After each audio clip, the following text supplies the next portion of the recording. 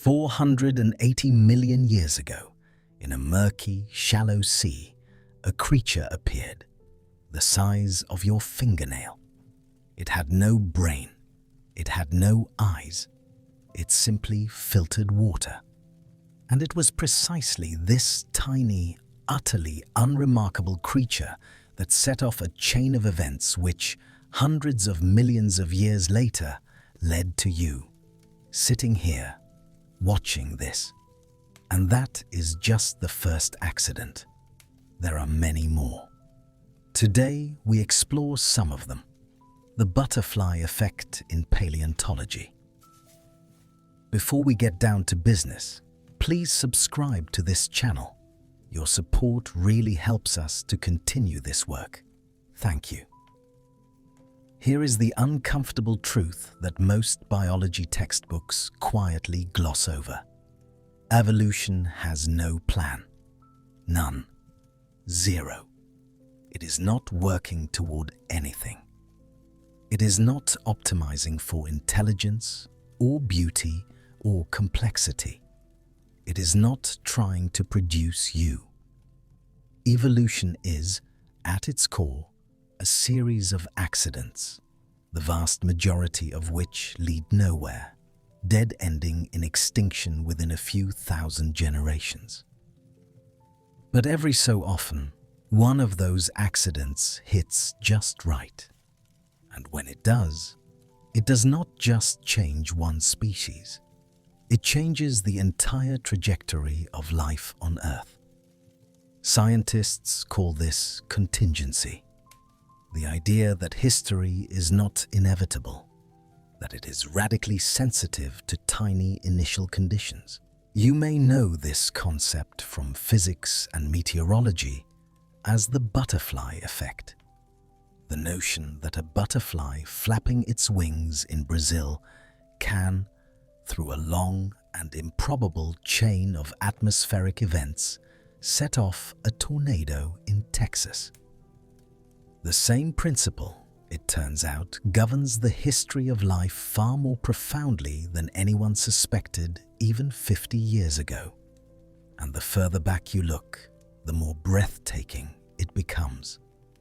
2 billion years ago, long before the first animal, long before the first fish, long before anything with a spine or a shell or a heartbeat, the world belonged entirely to single-celled organisms.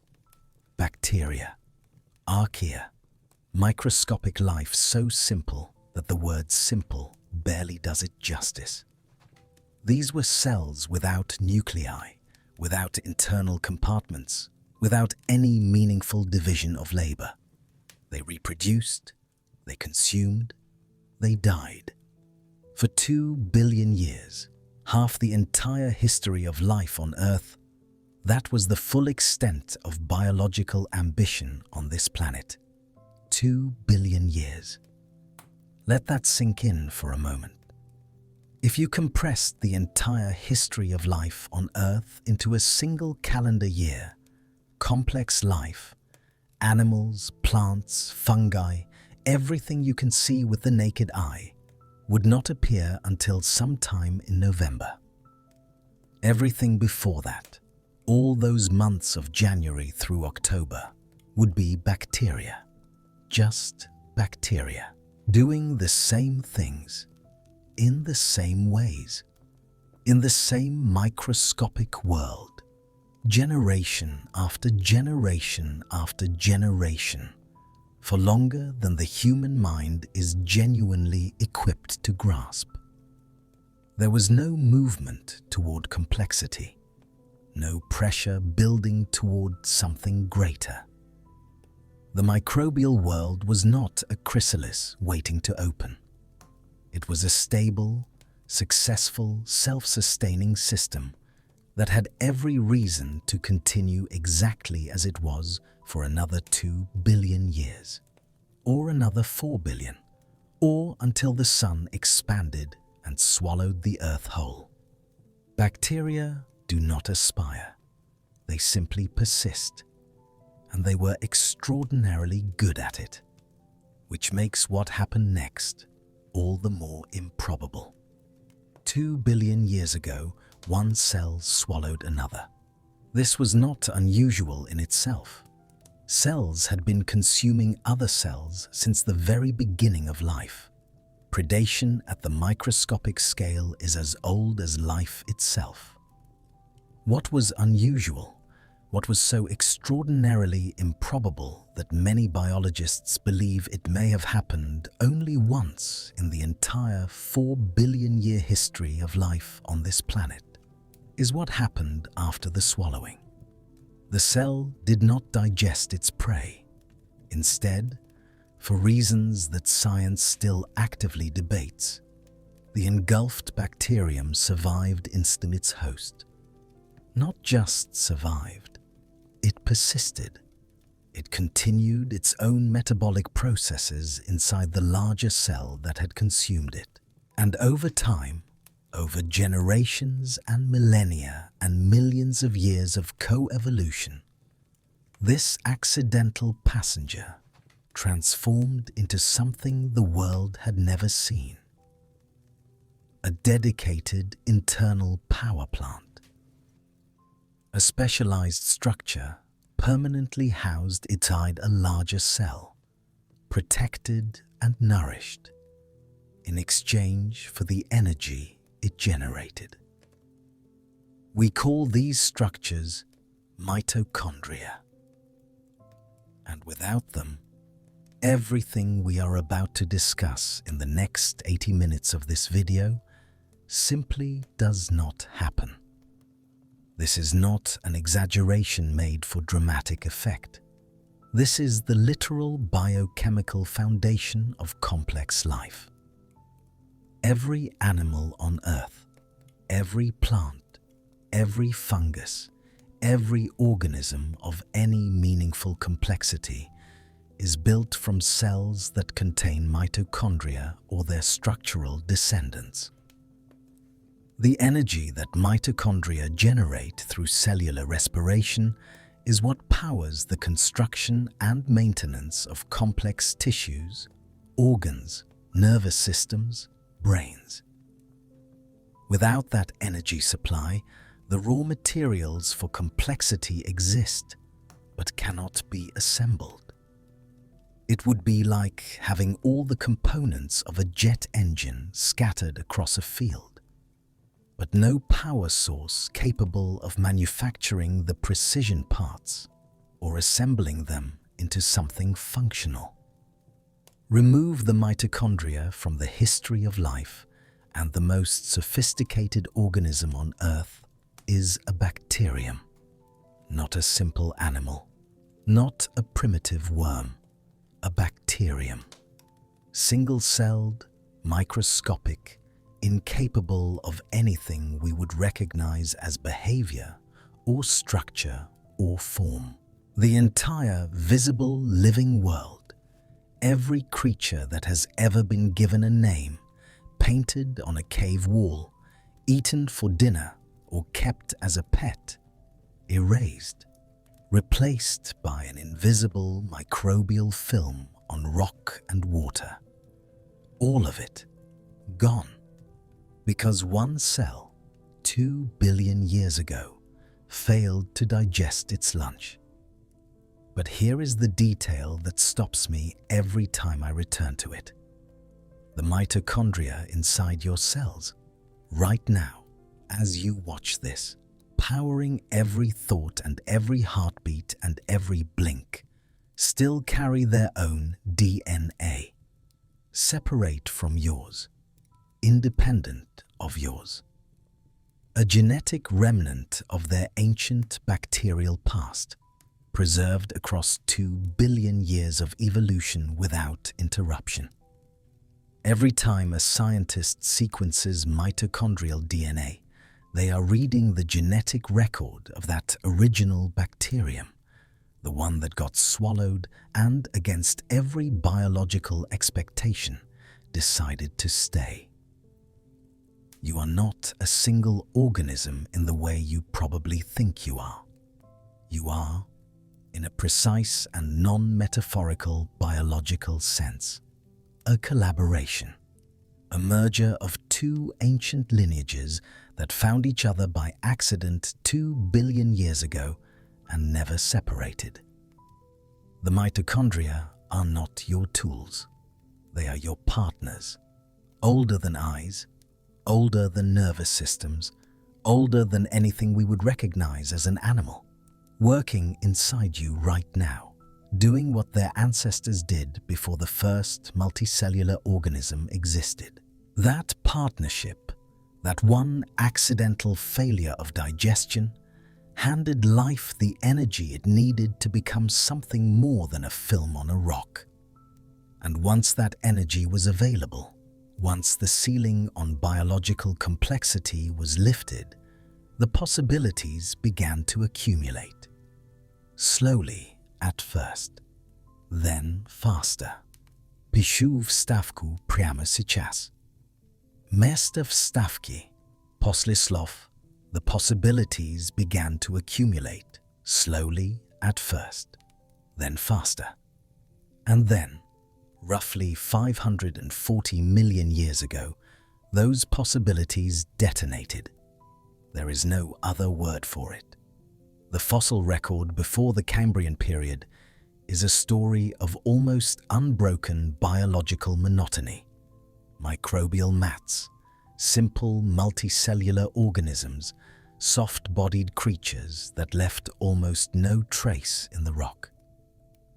And then, in a window of time that geologists estimate at somewhere between 15 and 25 million years, which sounds generous until you remember that life had already been present on Earth for over 3 billion years before this moment.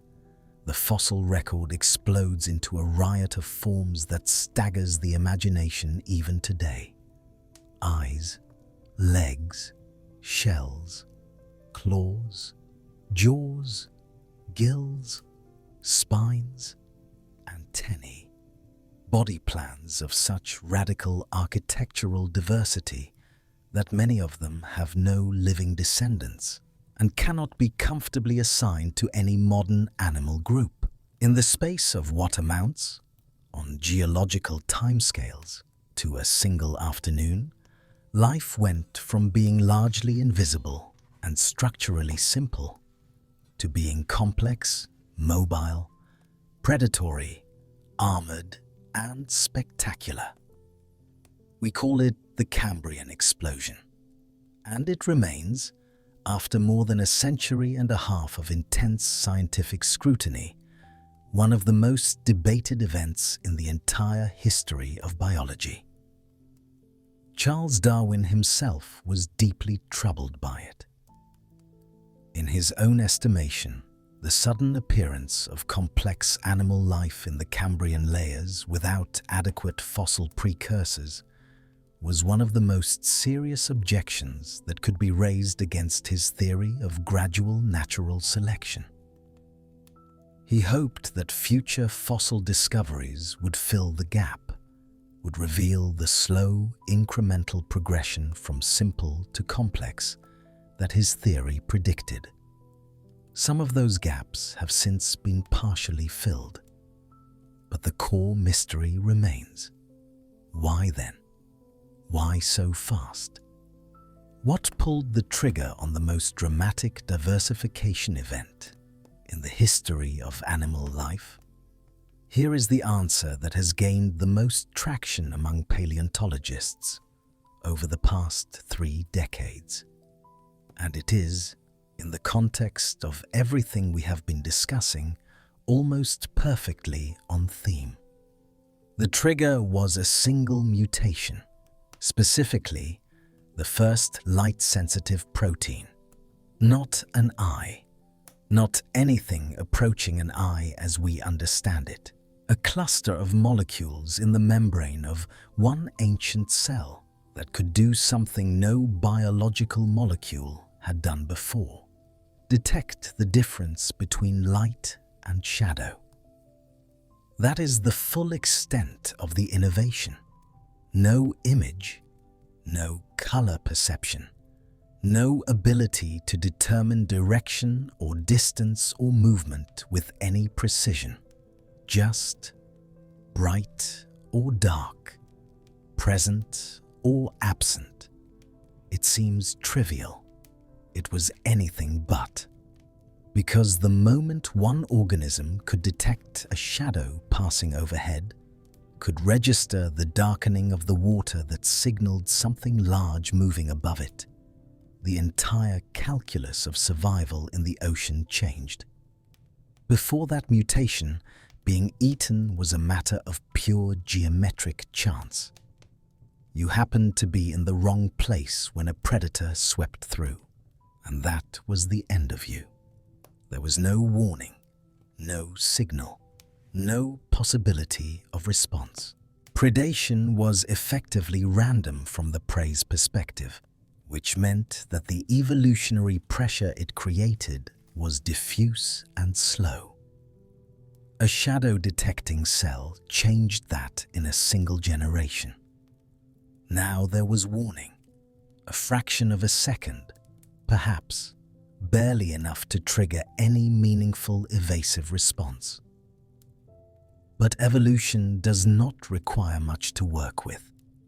The organisms that happened to have slightly faster reflexes, slightly better escape responses, survived marginally more often than those that did not.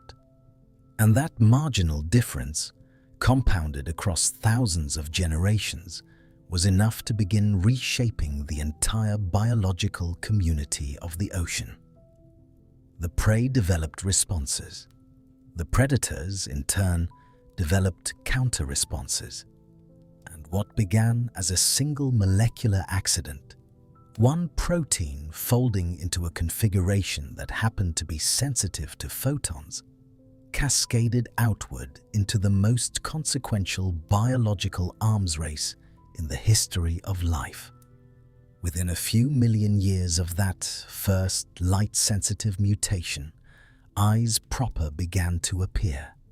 Genuine image-forming organs capable of detecting not just the presence of light, but its direction, its intensity, and eventually, the shape and movement of objects in the visual field. The trilobites, one of the most successful animal groups of the Cambrian period, developed compound eyes of such optical sophistication that some paleontologists have argued they represent a peak of arthropod visual engineering that was never substantially surpassed in the subsequent 500 million years of evolution. These were not primitive, blurry, barely functional organs.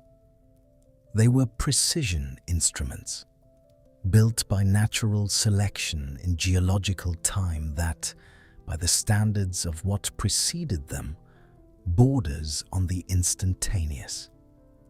And with eyes came everything else, because eyes do not exist in isolation.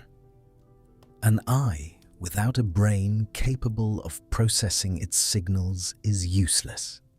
A brain capable of processing visual signals creates pressure for more sophisticated behavior: pursuit, evasion, camouflage, mimicry. More sophisticated behavior creates pressure for more sophisticated bodies, faster muscles, stronger shells, more precise appendages. More sophisticated bodies create pressure for more sophisticated nervous systems, and more sophisticated nervous systems create pressure for more sophisticated everything. The Cambrian explosion was not a single event.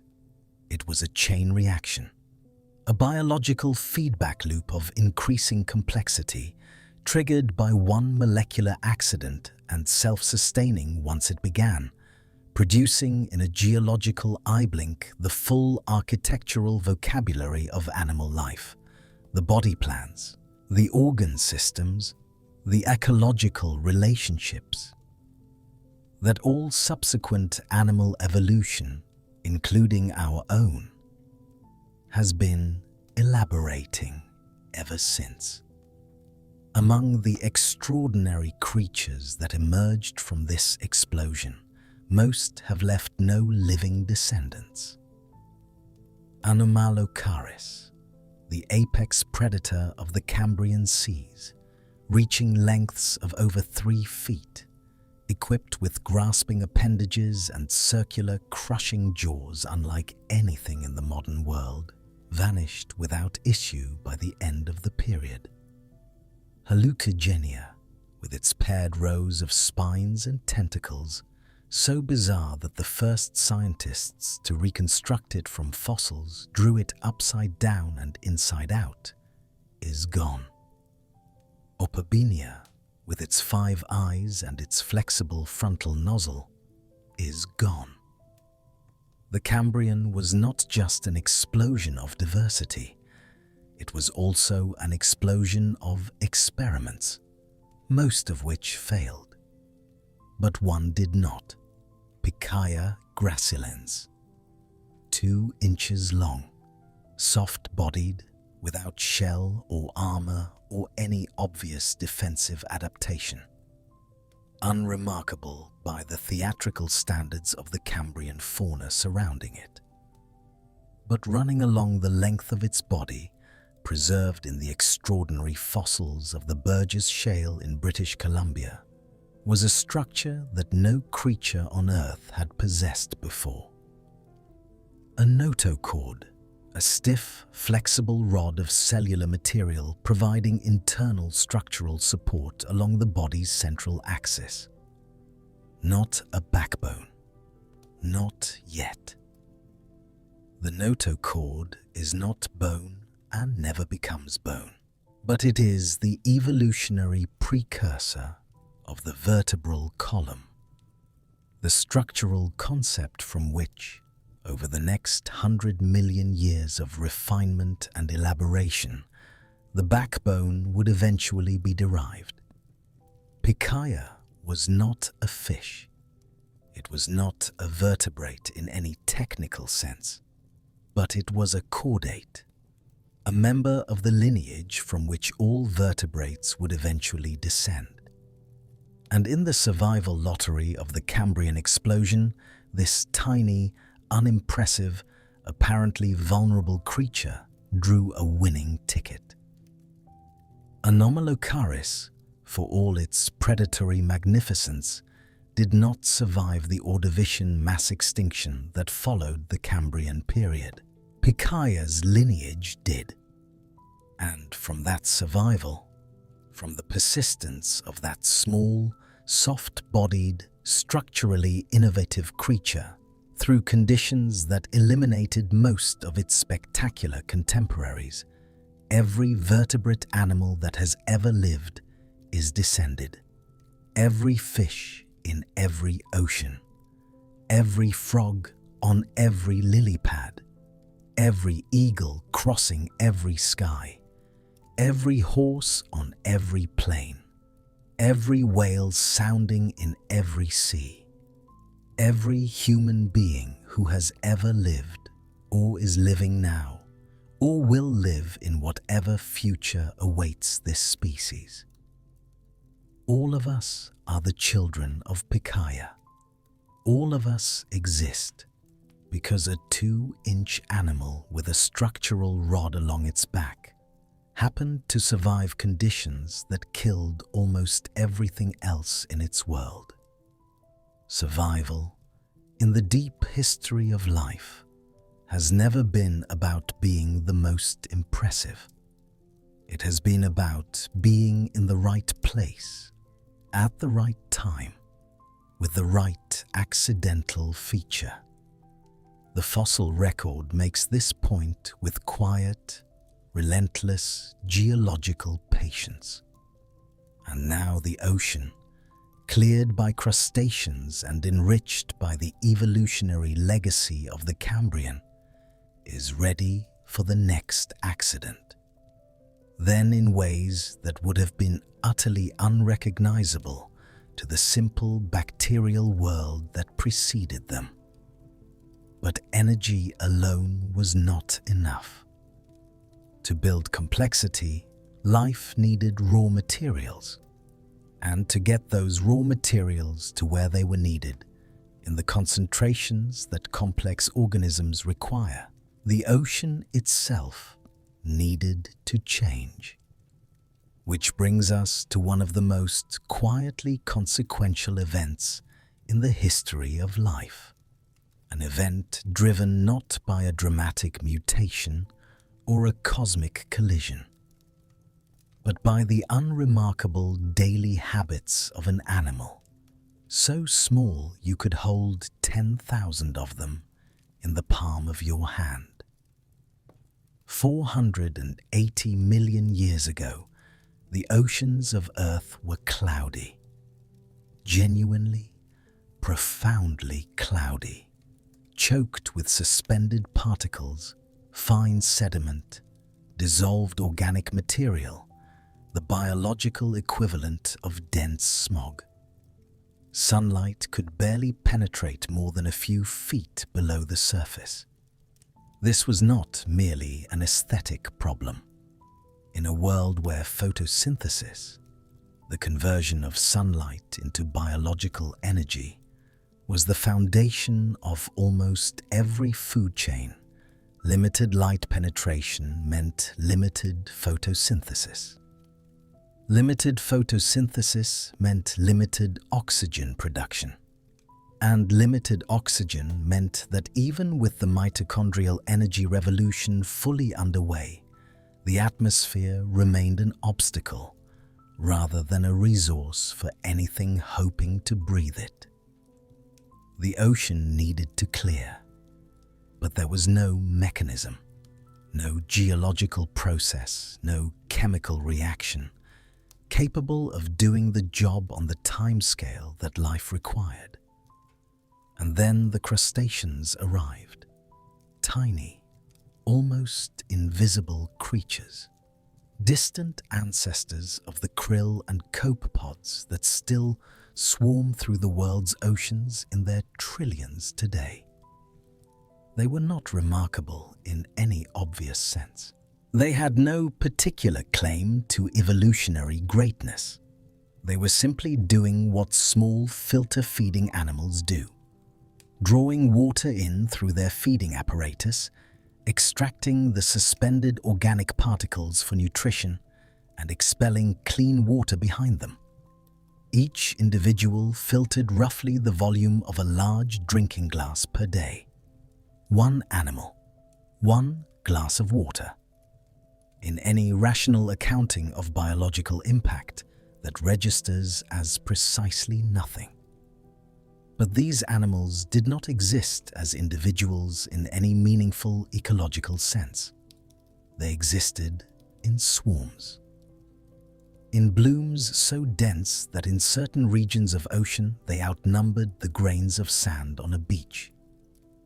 And collectively, working not in coordination but simply in parallel, each one doing the same thing for the same selfish reason, with no awareness of any collective effect. They began to change the ocean. Not quickly, not dramatically, not in any way that would have been visible from the surface or detectable without instruments that would not be invented for another 480 million years. But steadily, season by season and century by century, the water began to clear. And as the water clarified, something happened that no organism involved in the process intended or could possibly have anticipated. Sunlight reached deeper. Photosynthetic organisms at depths that had previously been too dark to function suddenly found themselves bathed in energy they could use. Oxygen production accelerated. Not at the surface had always received enough light, but throughout the water column, from the sunlit zone all the way down to depths that had previously been in perpetual biological twilight. More oxygen dissolved into the ocean water, more bubbled out into the atmosphere above. the atmospheric oxygen concentration rose, and as it rose, the ozone layer, which is formed by the interaction of oxygen molecules with ultraviolet radiation, thickened. A thicker ozone layer absorbed more of the sun's ultraviolet radiation before it reached Earth's surface. And less ultraviolet radiation at the surface meant something that 480 million years ago would have seemed like an abstract concern, but was in fact the most consequential environmental change in hundreds of millions of years. The land became survivable. Before this moment, stepping out of the ocean onto bare rock was a death sentence for any complex organism. Ultraviolet radiation at the surface, unfiltered by a meaningful ozone layer, was intense enough to destroy biological molecules, DNA, proteins, the machinery of life itself, within minutes of exposure. The ocean had always provided protection. The water column absorbed and scattered the radiation before it could penetrate to the depths where life thrived. But the land had no such protection. The land was a killing field of radiation, sterile and hostile to any organism that had evolved in the relative shelter of the sea. The thickening ozone layer changed that calculation. Slowly, imperfectly, incompletely, but meaningfully. The radiation at the surface diminished to levels that some organisms, with the right biochemical protections, could survive. And life, which has never encountered a habitable environment it failed to colonize given enough time, began to test the margins. First, the most primitive organisms, cyanobacteria, then lichens, then the first simple plants clinging to bare rock at the waterline, then more complex plants, pushing inland, building soil from rock, creating the first terrestrial ecosystems. And following the plants, drawn by the food they represented and the shelter they provided, the first animals. All of it, every forest, every desert creature, every mountain ecosystem, every organism that has ever lived on land, made possible by the daily feeding habits of an animal the size of a grain of rice. One crustacean, one glass of water, and the land opened. But land, in the early Paleozoic, was a strange and unwelcoming place. The first organisms to colonize it were not animals. They were plants and fungi and microbial mats, life forms that could anchor themselves to rock, extract minerals from bare stone, and survive conditions that would have been lethal to anything more metabolically demanding. For tens of millions of years, the land was a world of plants and invertebrates, insects and millipedes and primitive arachnids, while the vertebrates, the lineage that would eventually include everything from frogs to elephants to us, remained confined to the water, not by choice, by anatomy. Every vertebrate alive in the Devonian period, roughly 375 million years ago, was built for aquatic life. Fins instead of limbs, gills instead of lungs. A body plan optimized for moving through water, extracting oxygen from water, reproducing in water. The land was visible from the shallows. The food resources on land, insects, plants, the absence of aquatic predators were potentially enormous, but the tools to exploit them simply did not exist. Until one fish started pushing itself up on its fins. Tiktaalik rosei. discovered in 2004 in the remote Nunavut territory of the Canadian Arctic, preserved in rock that was once the silty bottom of a tropical river delta. 4 feet long, gills and scales. Unremarkable at first glance by Devonian standards. But Tiktaalik had a neck. No fish has a neck. This sounds like a trivial anatomical detail until you consider what it means functionally. Fish cannot turn their heads independently of their bodies. The skull is fused directly to the shoulder girdle, which means the entire front of the body must rotate to change the direction of a gaze. This is perfectly adequate for an aquatic predator pursuing prey in 3 dimensions. But it is entirely inadequate for an animal trying to navigate a complex terrestrial environment, where obstacles approach from unexpected directions and threats materialize from above as well as from the sides. A neck changes everything. A neck means independent head movement. Independent head movement means situational awareness of a qualitatively different kind, combined with Tiktaalik's weight-bearing fins, fins with internal bone structures arranged in the pattern that would, millions of years later, become the bones of the vertebrate limb. This creature could do something no vertebrate had ever done before. It could prop itself up. It could raise its head above the waterline and look at the world from a perspective its ancestors had never occupied. Was Tiktaalik walking? Not in any sense we would recognize. It was almost certainly using its unusual anatomy to navigate shallow coastal waters and tidal flats, pushing itself through dense aquatic vegetation, hauling itself short distances across exposed mud between pools, surviving periodic droughts by moving between water bodies. But the machinery was there.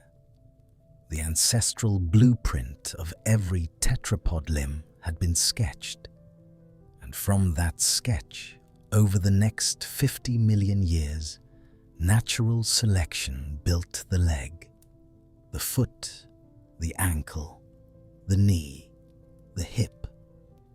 Every structural element of the vertebrate body plan for terrestrial locomotion derived from the anatomy of a fish that was simply trying to find the next pool of water in a drying Devonian landscape. Every frog that has ever jumped, every lizard that has ever basked on a rock, every dog that has ever run, every human being that has ever taken a step. All of us moving on anatomical machinery that traces its origin to Tiktaalik, pushing itself up on its fins in a shallow river delta 375 million years ago. But getting onto land solved one problem while immediately creating another.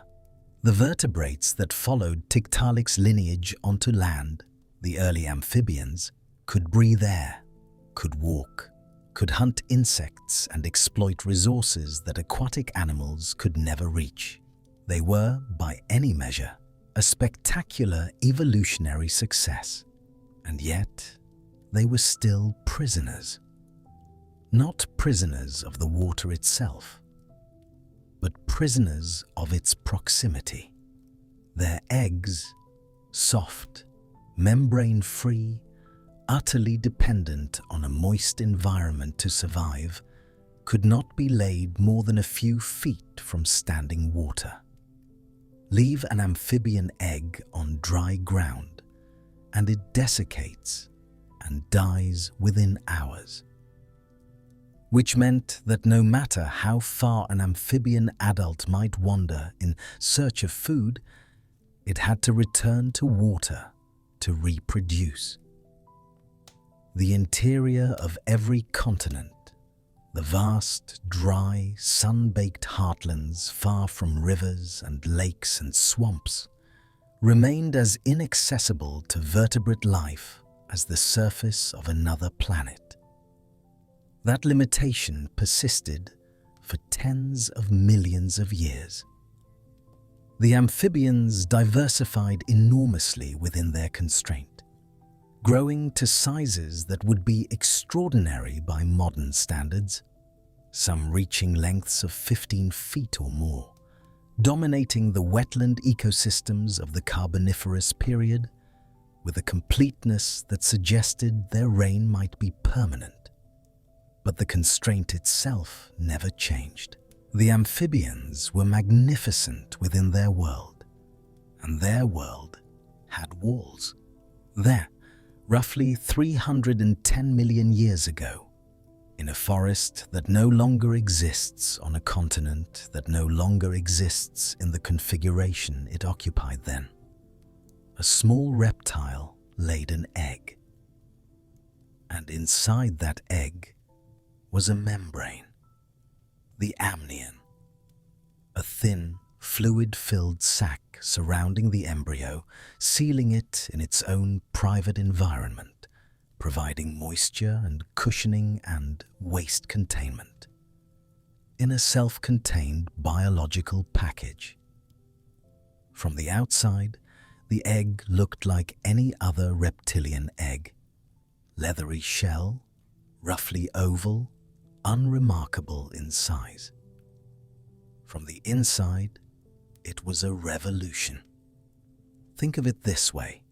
Every amphibian egg was an open system, dependent on the surrounding environment to provide moisture, vulnerable to any disruption in the external conditions, fundamentally unable to survive without constant contact with a benevolent external world. The amniotic egg was a closed system. Everything the embryo needed, water, nutrition, oxygen exchanged through the permeable shell, waste sequestration in dedicated membrane compartments, was provided internally. The external world was no longer a participant in vertebrate reproduction. It was merely the surface on which the egg rested. The implications unfolded over the next 50 million years with a thoroughness that can only be described as geological inevitability. Reptiles spread across Pangaea, not slowly, not tentatively, but with the explosive enthusiasm of a lineage that has just discovered an entire world it was previously forbidden from entering. Deserts that had never known a vertebrate footprint were colonized. Mountain ranges, high plateaus, arid interiors thousands of miles from the nearest permanent water source. Every terrestrial environment on Earth, regardless of its distance from water, became accessible. From this radiation emerged the two great lineages that would dominate the next 250 million years. The archosaurs, which gave rise to the crocodilians, the pterosaurs, and most spectacularly the dinosaurs. Animals that would reign over terrestrial ecosystems for 165 million years. And the synapsids, which gave rise to the mammals, including, eventually, the lineage that would produce the first primate, the first hominin, and the first human being capable of sitting in front of a screen and watching a video about how it all happened. One membrane, one egg. And the entire subsequent history of terrestrial vertebrate life becomes possible. But the reptiles that spread across Pangaea were spreading into a world of plants. And those plants were about to undergo a transformation so fundamental that it would restructure every ecosystem on Earth, rewrite the evolutionary history of insects and mammals alike, and set in motion a chain of events that leads, with biological inevitability, directly to the development of the human brain. 130 million years ago, in the shadow of a Cretaceous forest, where ferns and conifers had dominated the landscape for hundreds of millions of years, a plant produced something new. Not a spore, not a cone, not any of the reproductive structures that plants had been using since they first colonized the land. Something different, something that had never existed before in the 400 million year history of plant life on Earth. A flower. It was almost certainly small, almost certainly simple by the standards of what would come later. A few petals, a rudimentary reproductive structure, perhaps a modest quantity of nectar. Nothing that would have drawn a second glance from any botanist working today. But it represented a shift in strategy so fundamental that its consequences are still unfolding 300 million years later. Before flowers, plants reproduced through what amounts to a mass broadcasting strategy. Pollen, the male genetic material, was released in vast quantities into the wind or water, in the statistical hope that some fraction of it would land on a receptive female structure of the correct species. The inefficiency of this system is staggering. For wind-pollinated plants, the overwhelming majority of pollen produced, 99.9% or more, never reaches its target. It falls on the wrong plants, on rocks, on water, on the ground. It is an evolutionary strategy that works only because the quantities produced are so enormous that even a tiny success rate yields enough fertilization to sustain the population. Flowers proposed a different arrangement entirely. Instead of broadcasting to the wind and accepting whatever random delivery fate provided, the flowering plant offered a specific reward, nectar, rich in sugar and energy, to any animal capable of visiting and collecting it. In exchange, that animal would carry pollen on its body to the next flower it visited. The transfer was no longer random. It was guided, directed by the behavioral preferences and movement patterns of a living courier, rather than the indifferent physics of airflow. The insects that took up this offer did not do so out of any understanding of what they were participating in. They visited flowers for the same reason they had always consumed plant material, because it provided energy. But the relationship that developed between insects and flowering plants over the next several tens of millions of years was one of the most consequential co-evolutionary partnerships in the history of life. Each partner drove the evolution of the other. Flowers that attracted more insects reproduced more successfully, so natural selection favored more attractive flowers. Brighter colors, stronger scents, more accessible nectar, more precisely shaped landing platforms. Insects that could access more flowers more efficiently gathered more food, so natural selection favored longer mouthparts, better color vision, more sophisticated navigational abilities, more refined behavioral preferences. The result? Playing out across 30 million years of mutual pressure was an explosion of diversity on both sides of the partnership. The number of flowering plant species went from a minor fraction of total plant diversity to roughly 90% of all plants alive today, approximately 350,000 species, filling every terrestrial ecological niche on Earth, from tropical rainforests to Arctic tundra to desert scrubland.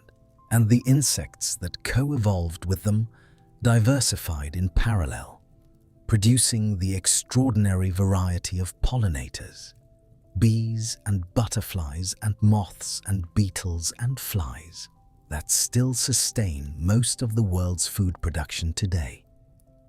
But the story does not end with plants and insects, because flowers produced something else, something that would matter enormously to a group of small, warm-blooded, tree-dwelling animals who were, at this point in the story, still living in the shadow of the dinosaurs and trying very hard not to be noticed. Fruit. Fruit is, botanically speaking, a bribe, a package of nutrients wrapped around a seed, designed to be eaten by an animal large enough to carry the seed away from the parent plant and deposit it, along with a convenient quantity of fertilizer at some distance from where it germinated. The animal gets a meal. The plant gets its seeds dispersed to new territory.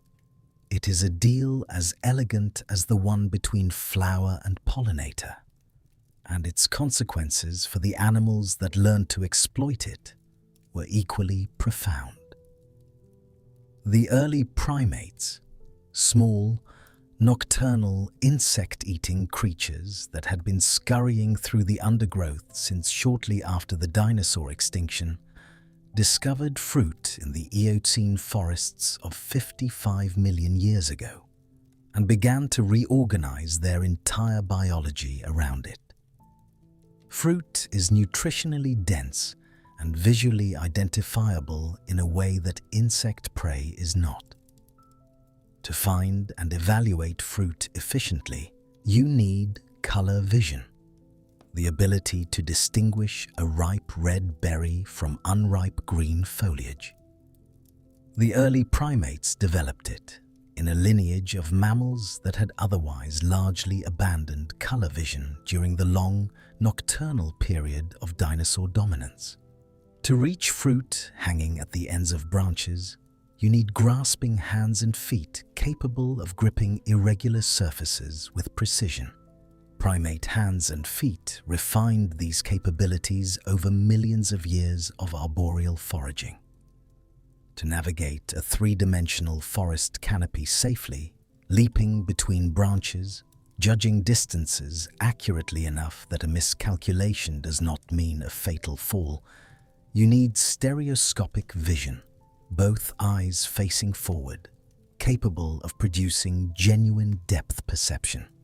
Every one of these features, color vision, grasping hands, forward-facing eyes, stereoscopic depth perception, is what we consider distinctly primate. Every one of them was sharpened and refined in the context of finding, evaluating, reaching, and eating fruit. And every one of them would later be repurposed in the hominin lineage for tasks their original evolutionary context never anticipated, making tools, reading social signals, throwing projectiles, eventually writing and reading and painting and building. The primate brain, the cognitive foundation on which human intelligence was eventually constructed, was built by flowers, not directly, not intentionally, but through the long, indirect, contingent chain of consequences that flowers set in motion 130 million years ago. The architecture of human thought was shaped by the reproductive strategy of a plant. Now we come to the disappearance, the event that cleared the stage for the final act of our story. And to understand its true significance, not as a catastrophe, but as a door swinging open, you need to first appreciate the scale of what occupied the stage before it was cleared. For 165 million years, non-avian dinosaurs ruled the terrestrial world. 165 million years. The number is so large that it defeats ordinary comprehension. Consider the time separating us from the last non-avian dinosaurs, 66 million years, is less than half the duration of the dinosaurs' own reign. They were not a brief experiment in vertebrate body plans. They were not a transitional form. They were the most successful large terrestrial animals in the history of life on Earth, by any measure you care to apply: duration of dominance, geographic range, ecological diversity, sheer biomass. Their reign was not winding down. There was no sign 67 million years ago that it was approaching its end. During all that time, the mammals that shared their world had been confined to the ecological margins with a thoroughness that left almost no room for ambition. Small bodies, nocturnal habits, burrowing lifestyles. The evidence is written into mammalian neurology with a clarity that still shows up in brain scans today. The olfactory and auditory regions of the mammalian brain are vastly overdeveloped relative to those of reptiles. Because 165 million years of navigating the world by smell and sound in darkness left its mark on the architecture of the mammalian mind. We are, neurologically speaking, still partly the creatures that learned to hide from dinosaurs. 66 million years ago, an asteroid roughly 6 miles in diameter arrived from the outer solar system and struck what is now the Gulf of Mexico at a velocity of approximately 45,000 miles per hour. The impact released energy equivalent to roughly 10 billion of the largest nuclear weapons ever detonated by human beings, all firing simultaneously at a single point. The immediate devastation, the blast wave, the magnitude 12 earthquakes that radiated outward from the impact site, the tsunamis that scoured coastlines on every shore of the Gulf and beyond, was catastrophic on a regional scale, unlike anything in recorded human experience. But the regional catastrophe was not what ended the dinosaurs. What ended the dinosaurs was what happened to the sky. The Yucatan Peninsula, where the asteroid struck, sits atop an unusually thick deposit of sulfur-rich rock, anhydrite and gypsum laid down by ancient shallow seas. When the asteroid vaporized this rock along with everything else in the impact zone, it injected an estimated 100 billion tons of sulfur dioxide into the upper atmosphere in a matter of minutes. Combined with the pulverized silicate rock and the soot from global wildfires ignited by ejected superheated material raining back down through the atmosphere, this sulfur created an aerosol layer of extraordinary density and global extent. For somewhere between 1 and 2 years, some models suggest longer, sunlight was blocked, not dimmed, blocked. Photosynthesis across the planet dropped to a fraction of its normal rate. Global temperatures plummeted by an estimated 15 to 25 degrees Fahrenheit within weeks.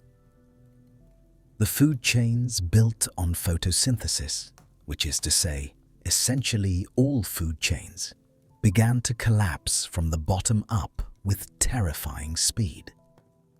The dinosaurs, with their large bodies and correspondingly enormous caloric requirements, were among the first to go, within what is, geologically speaking, an instant, perhaps 10,000 years, perhaps 50,000, perhaps 100,000 at the outside.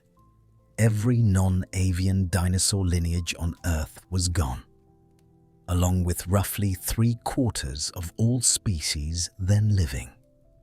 But here is the point that cannot be emphasized enough, because it is the point on which everything that follows depends.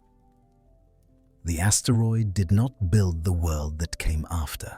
It demolished the structure that had been preventing that world from existing. The mammals that survived the extinction event were not specially prepared for what followed. They did not have a plan. They had simply been small enough, metabolically flexible enough, and ecologically generalist enough to survive conditions that killed everything large. What happened next was not the fulfillment of mammalian potential. It was the explosion of mammalian potential, finally released from the constraints that had held it in check for 165 million years. In the 10 million years following the extinction, a geological eye blink, mammals diversified into every ecological niche the dinosaurs had vacated. The large herbivore niche, the apex predator niche, the aquatic niche, the aerial niche, the burrowing niche, the arboreal niche, all of them filled with astonishing speed by warm-blooded, live-bearing, nursing animals whose ancestors had spent 165 million years scurrying in the dark. Whales returned to the sea. Bats claimed the night sky. Horses spread across the grasslands. Elephants pushed into the forests. And in the trees of the Eocene and Oligocene, the primates, already equipped by their flower and fruit evolutionary history, with grasping hands, stereoscopic vision, and the rudiments of a cognitively capable brain, began the long process of refinement that would eventually produce something unprecedented in the history of life on Earth. But that process required one final push, one last butterfly, and it came, as the most consequential things in this story always do, from the most unexpected direction. 23 million years ago, the climate of the African continent began to change. Slowly at first, a gradual drying, a subtle shift in seasonal patterns, a quiet reduction in the rainfall that had sustained the vast tropical and subtropical forests covering much of the continent. The trees did not disappear overnight. Forests do not collapse. They retreat. Edge by edge, season by season, year by year, the canopy pulled back from the drier interior regions, leaving behind open ground where dense woodland had stood for millions of years. And into that open ground, grass moved.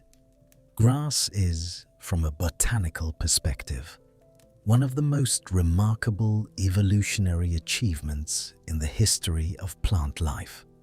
It is extraordinarily efficient at capturing sunlight and converting it to biomass.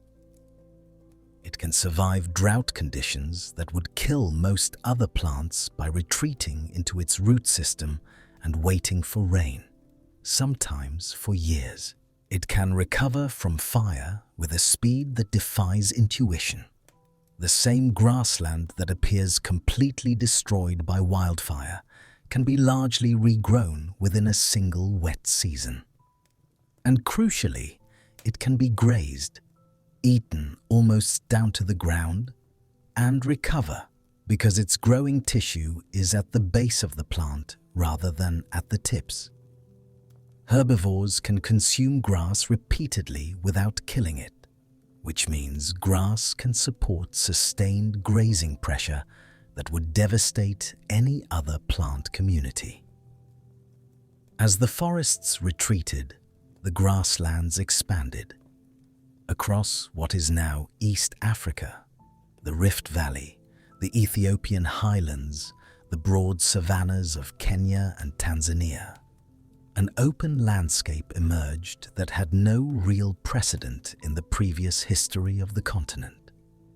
A landscape of grass and sky, punctuated by isolated trees, cut through by rivers lined with remnant forest, extending to horizons that arboreal primates, high in their canopy, had never needed to consider.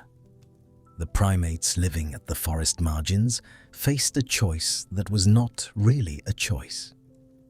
Their food, the fruit and leaves of the forest, was retreating with the trees.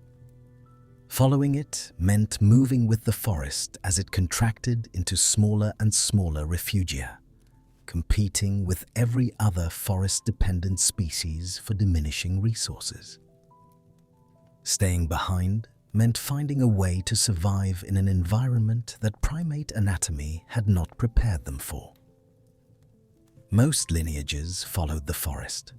A few did not. The ones that did not, the hominins, as we call them now, faced the open grassland with bodies built for trees and brains that, while considerably larger than those of most mammals, had not been specifically optimized for the cognitive demands of terrestrial life in an open, predator-rich environment. They were, in every conventional sense, poorly equipped for what they were attempting, and yet they walked. Bipedalism, walking upright on two legs, is not an obviously superior locomotion strategy for a primate. It is slower than quadrupedal running at high speeds. It raises the center of gravity, increasing the risk of injury from falls. It requires a significant reorganization of the pelvis and spine that, as any human who has experienced back pain or difficult childbirth can attest, creates its own set of biological problems. The transition to bipedalism was not smooth, not painless, and not obviously advantageous in the short term. But in the specific context of the African savanna, it offered something that outweighed all its costs: endurance. The human body, in its bipedal configuration, is one of the most efficient long-distance locomotion machines in the animal kingdom. We cannot outrun a lion or a cheetah or a zebra over 100 yards. But we can run, or walk, or trot for hours, across distances, in the heat of the day, while most other mammals are forced to rest. We sweat to cool ourselves, which allows sustained physical exertion under conditions that would cause dangerous overheating in most other species. We carry our heads high above the grass, able to scan the horizon for danger and opportunity simultaneously. In a landscape where success depended on tracking prey across long distances, on finding water in a dry season, on carrying food back to a group waiting at a camp, bipedalism was not a compromise. It was a superpower, an accidental superpower produced by the contingent intersection of a retreating forest and a primate body plan that happened to have the structural prerequisites for upright walking already present in vestigial form. The first hominins, Australopithecus and its relatives, living between 4 and 2 million years ago, walked upright but had brains only modestly larger than those of modern chimpanzees. They made no tools. They left no evidence of language or symbolic thought. They were bipedal apes, and for a long time, that is all they were. But the savanna kept pushing. The cognitive demands of navigating a complex, dangerous, resource-unpredictable open environment, tracking prey, avoiding predators, locating water, reading weather, cooperating with group members, selected relentlessly for larger and more capable brains. And the anatomy of bipedalism, which freed the hands from any role in locomotion, made those hands available for an entirely new set of tasks. Tool use. Not the incidental use of found objects, but the deliberate manufacture of tools.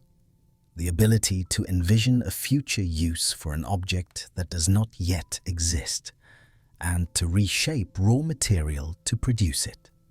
This cognitive leap, which appears in the fossil record approximately 2.5 million years ago, with the first stone tools of the Oldowan tradition, represents a qualitative shift in the kind of mind that evolution had produced. A mind capable of abstract planning, of cause and effect reasoning extended across time, of learning through observation and teaching through demonstration. From that cognitive foundation, the subsequent 2.5 million years of hominin evolution built upward with accelerating speed. Larger brains, more sophisticated tools, fire, controlled, maintained, used for cooking, which dramatically increased the caloric availability of food and freed up the enormous metabolic resources that raw food digestion required, effectively providing the brain with additional energy to grow.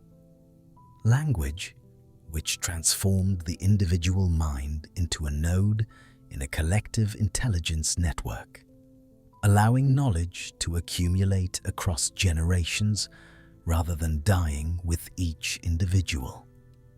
And eventually, roughly 300,000 years ago, Homo sapiens, anatomically modern human beings, carrying in their skulls a brain that was, by any measure, the most cognitively complex organ that evolution had ever produced.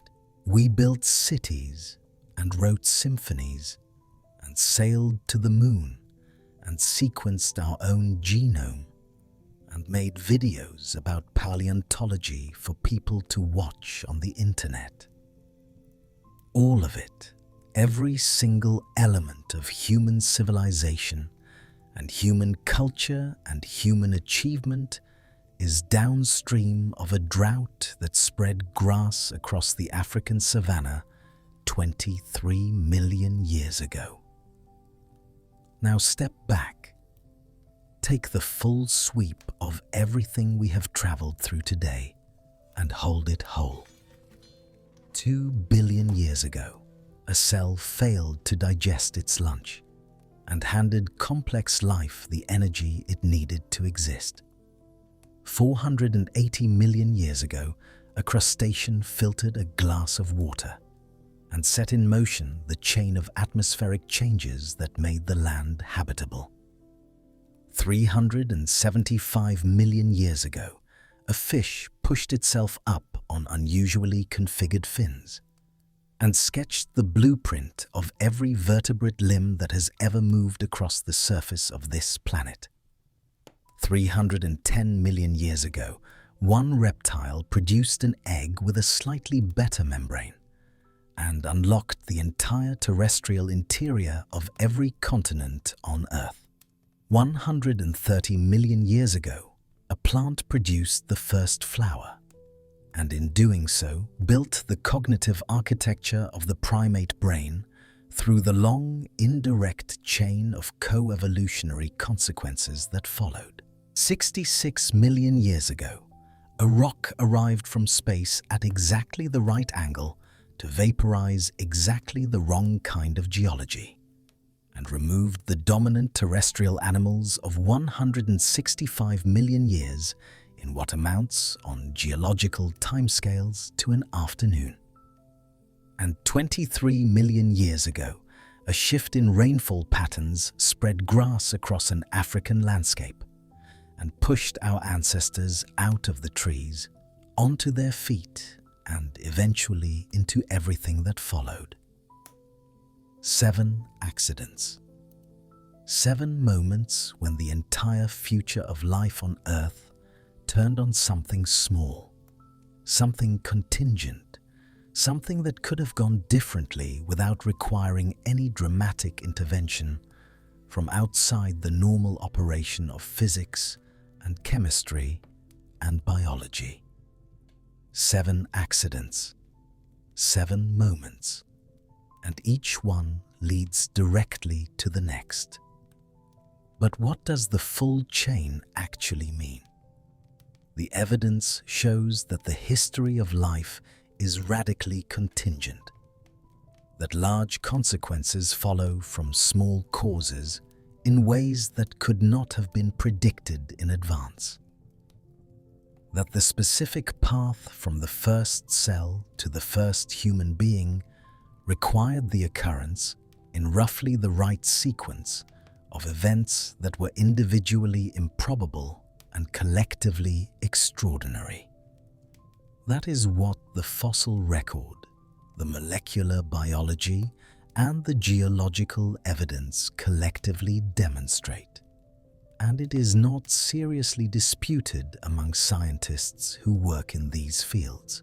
The paleontologist Stephen Jay Gould spent much of his career making this argument, that evolution is not progressive in any directed sense, that it does not move toward greater complexity or greater intelligence as a matter of necessity, that replay the tape of life from any starting point, and you will almost certainly get something different. Not something worse, not something lesser, something different. Something we cannot imagine because it would not share the contingent history that produced everything we know.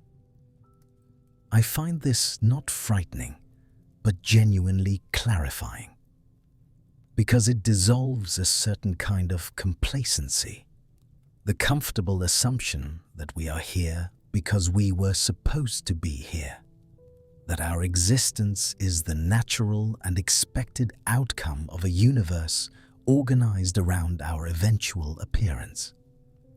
What the evidence actually shows is something more remarkable than inevitability. It shows that you, specifically you, not some generic intelligent being, but the particular form of consciousness that is reading and processing these words right now, are the product of a chain of accidents so specific, so improbable, so exquisitely dependent on each link occurring in the right place at the right time in the right way, that the probability of replicating it, even approximately, is for all practical purposes 0.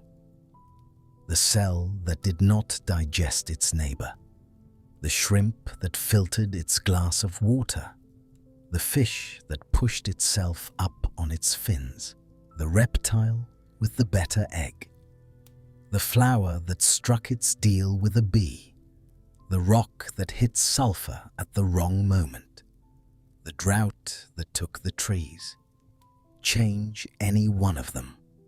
Alter the timing by a geological eye blink, shift the chemistry by a fraction, redirect the trajectory by a degree, and the chain breaks. And nothing that came after that breakpoint exists. That is not a reason for despair or anxiety. It is, if you sit with it long enough, a reason for something closer to wonder. We are the inheritors of 2 billion years of improbable accidents, each one building on the last, each one opening a door that was about to close forever. We are the specific and unrepeatable outcome of a process that had no destination, followed no blueprint, and consulted no plan.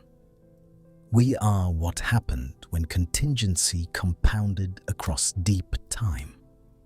You are not the product of a plan. You are not the inevitable output of a universe organized around your arrival. You are the product of 7 billion years of lucky mistakes, each one necessary, none of them guaranteed. all of them building towards something that could not have been predicted from any of its parts. You are the butterfly. You are also the tornado. You are the accident and its consequence, the flap of a wing and the storm that followed, the failed digestion of an ancient cell, and the mind that is, right now, contemplating what that means.